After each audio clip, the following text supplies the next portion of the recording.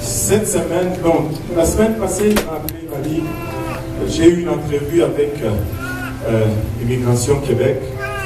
Ils m'ont refusé à la sélection du Québec et tout. Il était découragé. Alors que j'étais à la conférence générale, le frère Lionel est venu, il m'a dit oh, tu sais ce qui est arrivé au frère? J'ai dit non. Il est arrivé à la maison, il a eu une lettre. Enfin, on lui avait dit qu'il allait recevoir l'intention de refus ou quelque chose comme ça par la poste. Il dit ok. Il arrive chez lui, il trouve la lettre d'Immigration Québec et il ne voulait même pas l'ouvrir parce qu'il savait qu'est-ce qu'on lui avait dit déjà. Et quand il ouvre dedans, il trouve son certificat de sélection.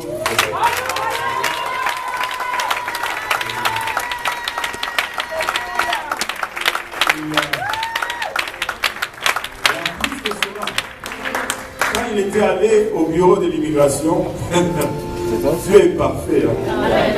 Il avait utilisé son stylo. Il avait oublié là au bureau de l'immigration. L'agent de l'immigration lui a même mis son stylo dans l'enveloppe.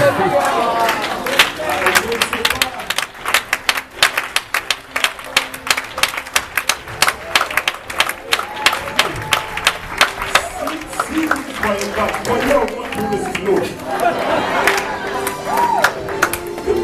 Que l'agent d'immigration se préoccupe de ton stylo que tu as oublié. Amen. Et si ce n'est pas Dieu, je ne sais pas c'est qui. Ça, c'était juste un signe de la part de Dieu pour nous dire que c'est lui. Amen. Amen. Donc, en nous levant tous ensemble, on va accueillir le frère Abou à notre cher.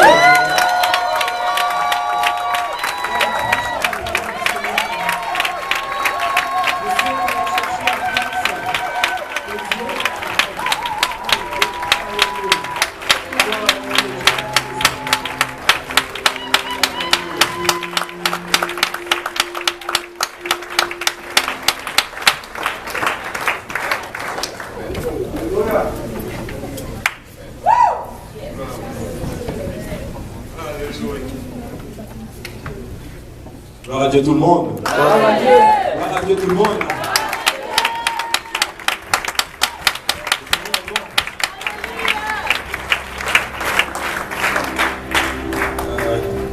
Je ne suis pas très habitué justement à prêcher devant une foule aussi nombreuse. Mais je sais que le Seigneur y a quelque chose dans tout ceci. Je sais que son esprit travaille très fort en nous. Et quand le pasteur m'a demandé de prêcher, il m'a demandé hier soir. En fait, ce qui vient toujours à mon esprit, à chaque fois qu'on me demande d'enseigner la parole de Dieu, c'est pourquoi moi, Seigneur.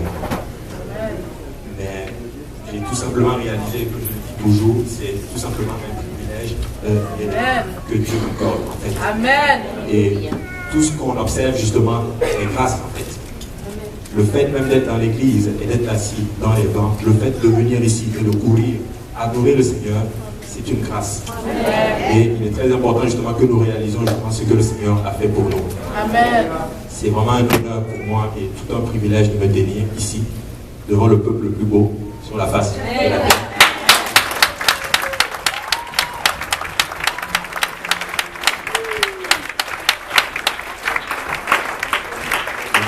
Le pasteur l'a expliqué justement, mon CSQ est arrivé justement dans des circonstances assez spéciales et Dieu était tout simplement en train de signer, tout simplement pour dire je suis là et je suis au contrôle de toutes choses. Je m'attendais à avoir une intention de refus, mais Dieu m'a donné mon CSQ juste pour me dire c'est moi qui décide qui m'envoie au Canada.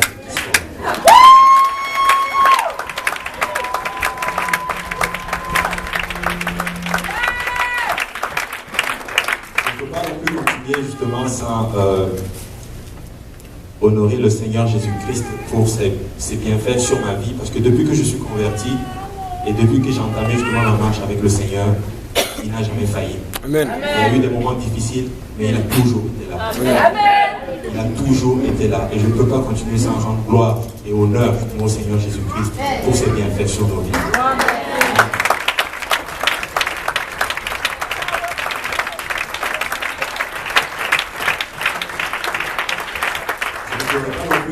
aussi sans honorer mon pasteur.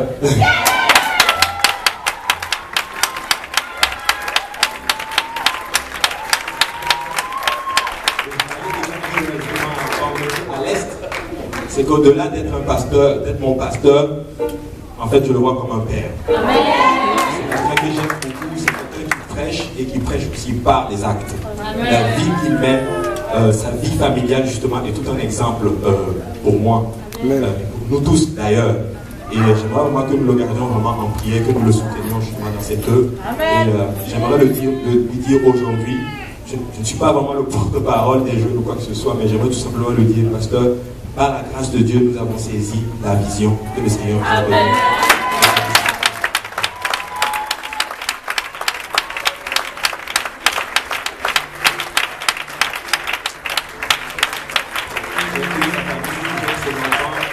Je sais que le Seigneur a vraiment de grandes choses pour nous et je sais que l'Église est en train de rentrer justement dans une autre phase, en fait, dans une autre dimension, et je bénis vraiment le Seigneur du fait que nous l'avons tous saisi. Les jeunes ont saisi la vision. Amen. Je ne peux pas non plus avancer sans honorer le pasteur Seth.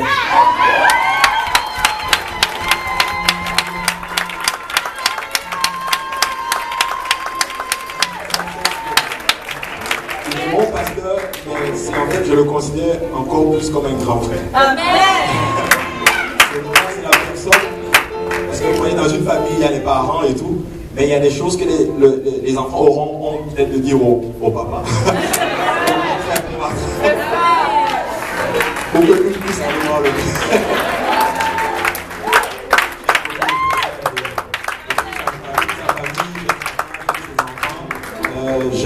j'aime vraiment ce que le Seigneur est en train de faire justement à travers lui, les conseils qu'il nous donne et tout. Et Dieu l'a vraiment envoyé ici justement pour nous affermir.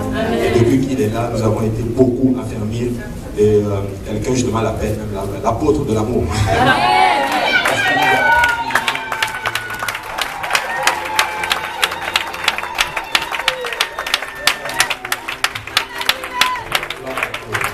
Est-ce que vous pouvez vous asseoir?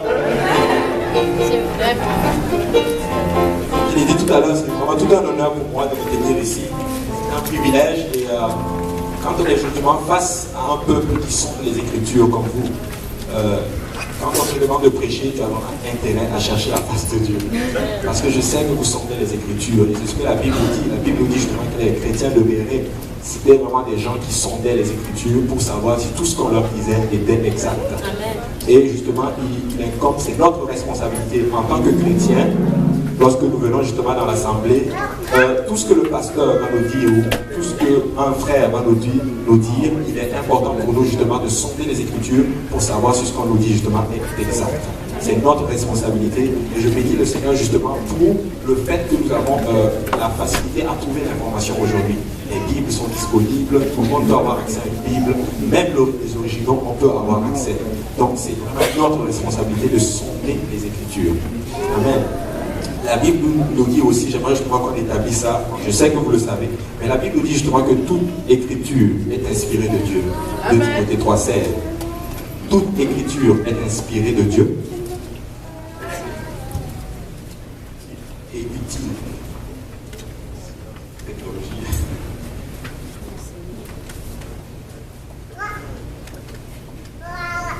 La Bible nous dit que toute écriture est inspirée de Dieu et utile pour enseigner, pour convaincre, pour corriger, pour instruire dans la justice,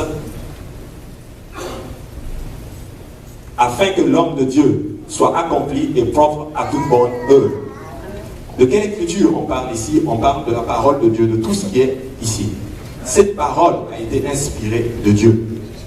Et des fois, justement, il arrive que nous discutions avec certaines personnes qui ne croient pas à la Bible, ou qui pensent que la Bible est falsifiée. Et je le pensais il y a quelques années. Parce que l'environnement dans lequel j'ai grandi, on m'avait appris justement que la parole de Dieu, du moins la Bible, a été falsifiée. Et avec le temps, elle avait été falsifiée. Mais la parole nous dit ceci, que toute écriture est inspirée de Dieu. La parole nous dit aussi dans le livre des psaumes que Dieu veillera justement à préserver sa parole. Alors, aucun homme ne peut modifier la parole de Dieu. Cette parole n'a pas été modifiée, cette parole demeure. Amen. Amen. Très important. Et il est important justement d'établir ceci. Et la Bible nous dit justement qu'elle est utile pour enseigner. On peut enseigner avec la parole de Dieu. On n'a pas besoin d'autre chose. On enseigne avec la parole de Dieu. Elle est établie au ciel, elle est aussi établie ici. La Bible, 1 Timothée 3,16. 2 Timothée 3,16.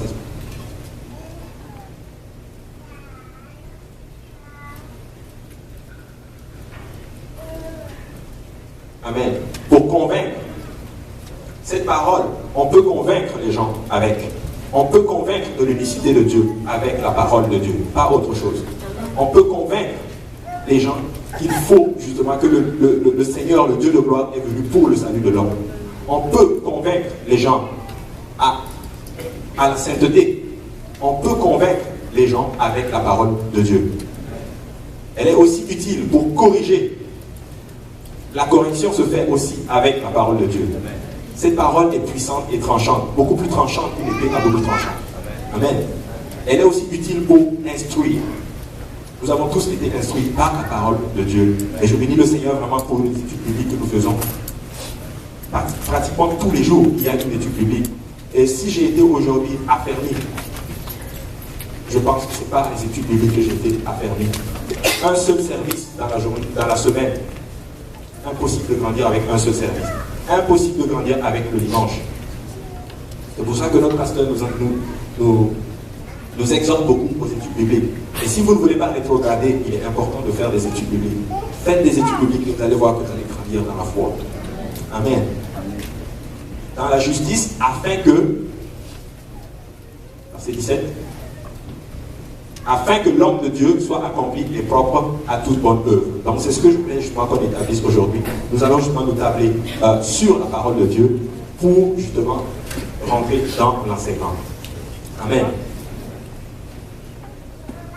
Juste un instant que je retrouve mes notes.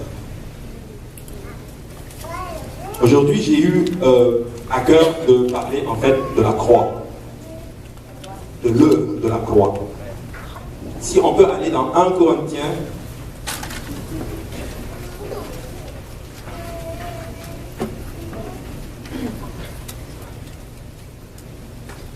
Corinthiens 1, verset 18.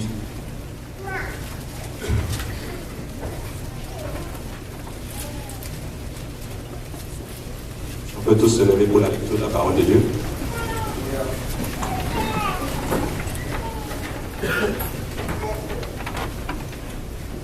La Bible déclare: car la prédication de la croix est une folie pour ceux qui périssent, mais pour nous qui sommes sauvés, elle est une puissance de Dieu. Aussi est-il écrit: je détruirai la sagesse des sages et j'anéantirai l'intelligence des intelligents. Où est le sage? Où est le scribe? Où est le disputeur de ce siècle? Dieu n'a-t-il pas convaincu de folie la sagesse du monde? Car puisque le monde, avec sa sagesse, n'a point connu Dieu, dans la sagesse de Dieu, il a plu à Dieu de sauver les croyants par la folie de la prédication. Les Juifs demandent des miracles et les Grecs cherchent la sagesse. Nous prêchons Christ crucifié. Scandale pour les Juifs et folie pour les païens. Mais puissance de Dieu et sagesse de Dieu pour ceux qui sont appelés tant Juifs que Grecs. Car la folie de Dieu est plus sage que les hommes et la faiblesse de Dieu est plus forte que les hommes. Amen. Justement, nous allons aujourd'hui parler de la croix, qui est aujourd'hui, pour que ça soit, merci.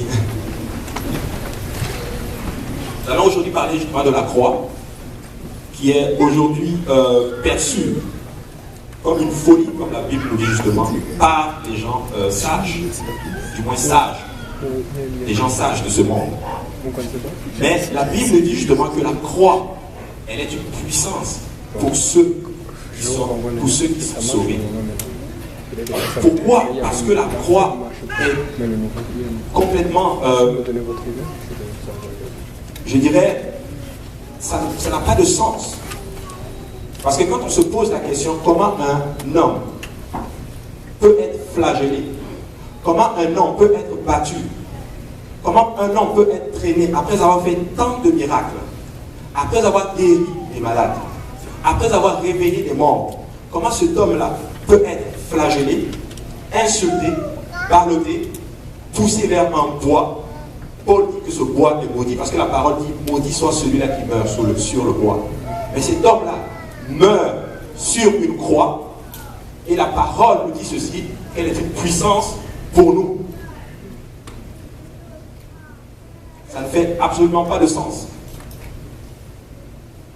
Mais la Bible nous dit ceci, qu'elle est une puissance pour nous qui avons cru. L'œuvre rédemptrice de Christ à la croix, je pense, à mon sens, est l'œuvre la plus grandiose qu'il a accomplie. Parce qu'il l'a fait pour le salut de l'homme. La Bible nous dit ceci, que l'amour l'a poussé à poser un acte. Jean 3,16 nous dit ceci, car Dieu a tant aimé le monde qu'il a envoyé son Fils afin que quiconque croit en lui ne périsse, mais ait la vie éternelle. Le Seigneur est venu pour le salut de l'homme, en passant par une voie qui est folie pour les hommes. La question est celle-ci aujourd'hui. Sommes-nous fous aux yeux des hommes ou fous selon Dieu? Est-ce que nous sommes sages aux yeux de Dieu? Est-ce que nous sommes sages aux yeux des hommes? Parce que la Bible nous dit justement que cette croix est une puissance pour nous, croyants. Il y a une chanson qui dit ceci, que cette croix, elle est victoire pour moi. Cette croix, elle est victoire pour moi. Dans le livre de Galates, voilà ce que Paul nous dit. Christ nous a rachetés de la malédiction de la loi, étant devenu malédiction pour nous. Car il est écrit, maudit est quiconque est pendu au bois. Lui qui n'a jamais péché, lui qui a toujours été saint, lui qui est sans tache, a été malédiction pour nous. Pourquoi? Parce que la malédiction qui était censée tomber sur notre tête est tombée sur lui à la croix. Mais la même Bible nous dit justement que pour les Grecs, elle est folie. Parce que les Grecs, c'était des gens justement qui étaient plus axés sur tout ce qui est sagesse, tout ce qui est beauté, tout ce qui est intelligence. Et si on essaie de le représenter aujourd'hui dans le monde, quand on parle de l'œuvre de la croix, les gens intelligents, ou du moins les gens qui ont fait beaucoup d'études, vont nous dire, mais ça ne fait absolument pas de sens. C'est juste pour dire qu'avec Dieu, ce n'est pas l'intellect. Avec Dieu, ce n'est pas du tout l'intellect. Amen. Amen. Amen. La Bible nous dit aussi que pour les Grecs, pour les Juifs, pour les Grecs, c'est un scandale. L'un ou l'autre. Pour certains, c'est un scandale. Pour d'autres, c'est une folie. La question que j'aimerais te poser aujourd'hui, c'est qu'est-ce qu'elle représente cette croix pour toi aujourd'hui? Est-ce un scandale ou une folie? Je ne sais pas pour vous, mais pour moi, elle est une puissance.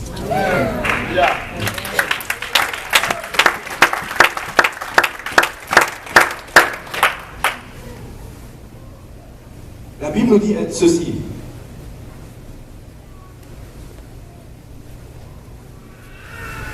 Dans Hébreux 1, verset 1, après avoir autrefois à plusieurs reprises et de plusieurs manières parlé à nos pères par les prophètes, Dieu dans ces derniers temps nous a parlé par le Fils qu'il a établi héritier de toutes choses, par lequel il a aussi créé le monde, et qui étant le reflet de sa gloire et l'empreinte de sa personne, et soutenant toutes choses par sa parole puissante, a fait la purification des péchés et s'est assis à la droite de la majesté divine dans les lieux très hauts, devenant d'autant supérieur aux anges qu'il a hérité d'un nom plus excellent que le leur. Car auquel des anges Dieu a-t-il jamais dit, tu es mon fils, je t'ai engendré aujourd'hui, et encore je serai pour lui un père et il sera pour moi un fils. Il est aussi en ce moment question, l'œuvre de la croix, il faut justement l'associer aussi avec un nom. Parce qu'en allant à la croix, en venant à la croix, Dieu a aussi révélé un nom. Et ce nom justement a été donné pour le salut de l'homme. Il a été donné pour le salut de l'homme. Ça a créé tellement de folie et de scandale dans les temps passés, et on voit justement cet esprit même aujourd'hui, qu'il y a beaucoup de confusion au sein de la chrétienté. Pourquoi? Parce qu'il y a certaines personnes justement qui luttent avec la parole de Dieu quant au salut, quant à l'œuvre expiatoire de Christ à la croix. Il y a des personnes qui ont la révélation de Dieu, qui savent qu'il n'y a qu'un seul Dieu, mais qui renie la connaissance de ce Dieu. Il y a des gens qui ont la révélation qu'il n'y a qu'un seul Dieu, mais qui ne connaissent pas ce Dieu. Or, nous savons tous que la Bible nous dit ceci, que la vie éternelle consiste à te connaître, toi le seul vrai Dieu, et celui que tu as envoyé, Jésus-Christ. Il est très important de savoir qui est ton Rédempteur. Parce que si tu me dis qu'il y a un seul Dieu, et que tu renies Christ, tu es complètement à côté de la table. Complètement. Pourquoi j'en parle? C'est parce que j'étais comme ça dans le passé. Je croyais dur, Père, qu'il n'y avait qu'un seul Dieu. Mais je ne connaissais pas ce Dieu. Mais ce Dieu s'est révélé en moi il y a quelques années. Amen. Amen.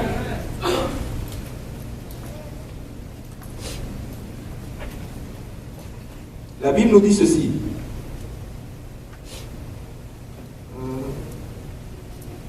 Je m'excuse, je suis un peu perdu, désolé. La Bible nous dit dans Galates 6, verset 14.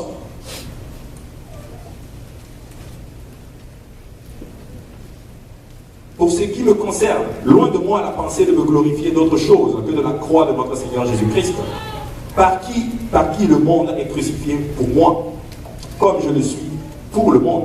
Car ce n'est rien que d'être circoncis et incirconcis. Il y avait justement ce problème aussi, justement, dans l'église primitive. Il y en a qui disaient qu'il fallait, pour être chrétien, il fallait être circoncis, d'autres non. Et ça a créé beaucoup de confusion dans l'église de Galatie. À tel point que Paul a écrit une lettre. Mais voilà ce que Paul nous dit. Ce n'est rien que d'être circoncis ou incirconcis. Ce qui est quelque chose, c'est d'être une nouvelle créature. Ce qui est quelque chose, c'est d'être une nouvelle créature.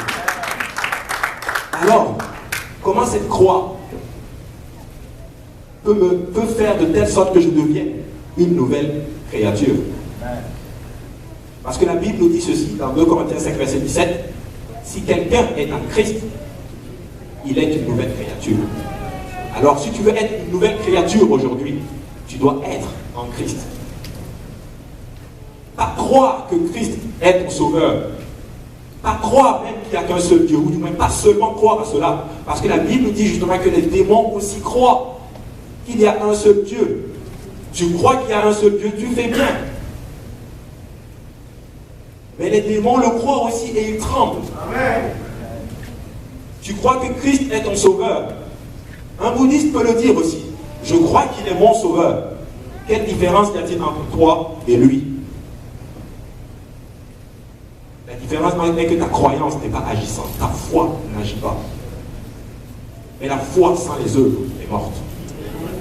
La foi sans les œuvres est morte. Christ est venu pour que nous ayons le salut. Amen. Et nous allons lire un passage dans Ésaïe. Ésaïe 42, de versets 1 à 7.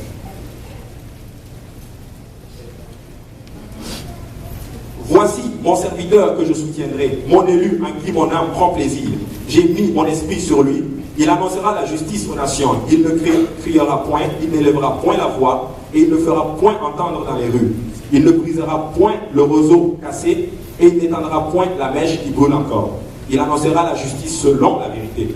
Il ne se découragera pas, point, il ne se découragera point, et ne se relâchera point, jusqu'à ce qu'il ait établi la justice sur la terre, et que les îles espèrent en sa loi. Ainsi parle l'Éternel, qui a créé les cieux, et qui les a déployés, qui a étendu la terre et ses productions, qui a donné la respiration à ceux qui la peuplent et le souffle qui marche. Et le souffle à ceux qui marchent. Moi, l'Éternel, j'étais appelé pour le salut.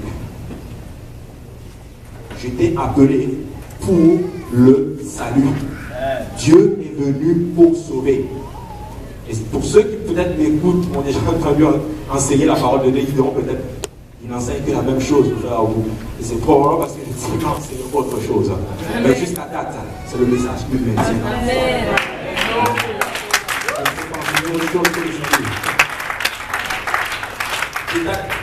Il dit ceci, et je te prendrai par la main, je te garderai et je t'établirai pour traiter alliance avec le peuple, pour être la lumière des nations, pour ouvrir les yeux des aveugles, pour faire sortir de prison le captif et de leur cachot ceux qui habitent dans les ténèbres.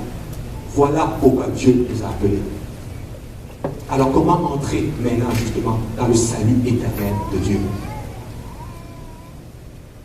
mine de rien, il y a certaines personnes qui luttent avec la parole de Dieu, mais au fond de leur cœur, ils recherchent le salut éternel.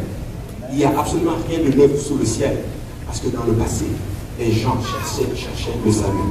Peu importe leur connaissance, peu importe leur éducation, les gens cherchent le salut. J'aimerais dire à quelqu'un aujourd'hui, si tu cherches le salut, tu ne peux le trouver en dehors que de Jésus-Christ.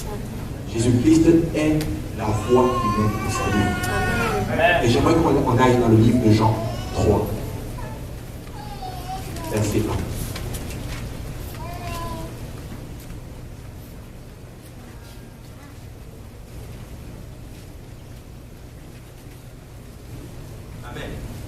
La Bible déclare, mais il y eut un homme d'entre les pharisiens nommé Nicodème, un chef des Juifs, qui vint lui auprès de Jésus de nuit et lui dit, Rabbi, nous savons que tu es un docteur venu de Dieu, car personne ne peut faire ces miracles que tu fais si Dieu n'est avec lui. J'imagine un peu la situation, je l'ai déjà enseigné à plusieurs reprises, mais j'imagine un peu la situation, et Nicodème arrive, il voit le Seigneur Jésus-Christ, il lui dit, Seigneur, nul ne peut faire ces choses s'il n'est venu de Dieu. Et qu'est-ce que le Seigneur lui dit?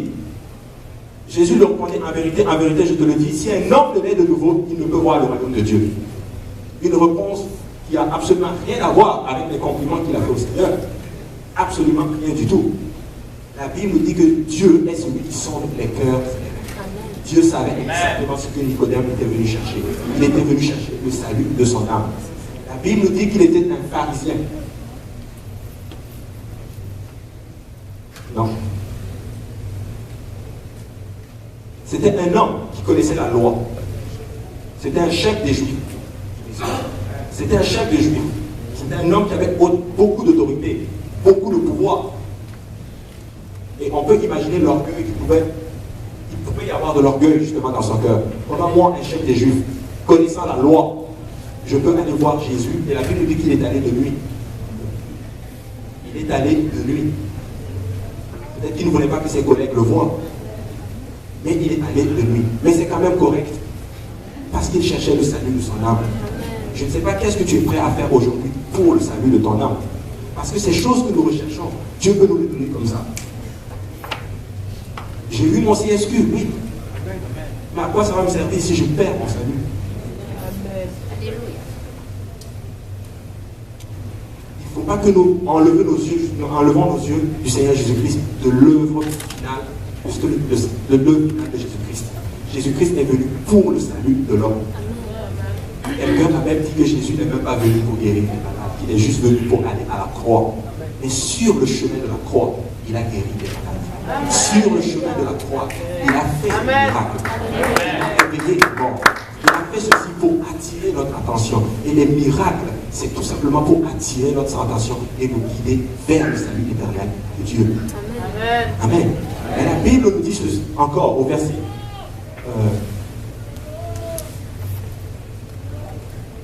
Oui, la Bible nous dit, Nicodème nous dit, comment un homme peut-il naître quand il est vieux? Peut-il entrer dans le sein de sa mère et naître? C'était un concept qui était complètement différent pour lui. Un concept qu'il n'avait jamais entendu. Comment un homme peut naître de nouveau? Paul nous dit ceci. Ce qui est important pour moi, c'est que tu deviens une créature nouvelle.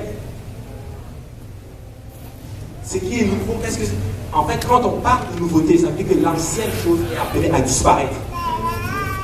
L'ancienne chose est appelée à disparaître. Et c'est ce qu'il est venu faire. Il est venu justement faire disparaître la vieille nature. Il dit,